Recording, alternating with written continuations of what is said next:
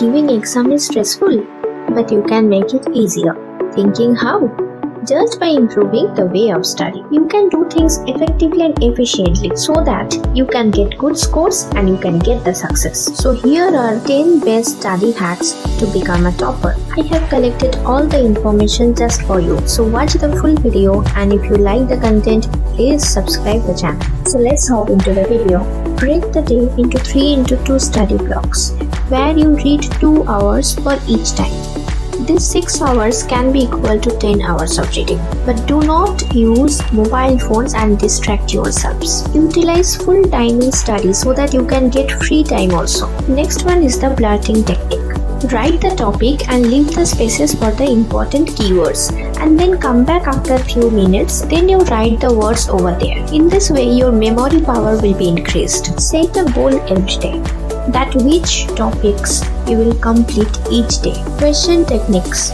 When you are reading a chapter, then you recall things line by line without knowing which types of questions can come in exam. So it is obvious that in exam hall you will get confused. Do this secret thing from now on. Start creating questions once you complete one topic. This will help you to build connection with the study topics. Questions like why is the importance of the topic, when it was established, what is the cause, what is the result. Next is check your progress. Check how much syllabus is left and how much is completed. For this, you can use a calendar or a timetable to track your progress. Create a to-do list to check how many things are left, check your goals, and check your daily routine. Revision every day at least for 1 hour. Revise each topic from each subject at the end of the day. If you have missed questions on previous work, look up the answers and understand why you missed these questions. Ask about the exam format from your teacher. Ask your teacher about the question format, what are the important topics,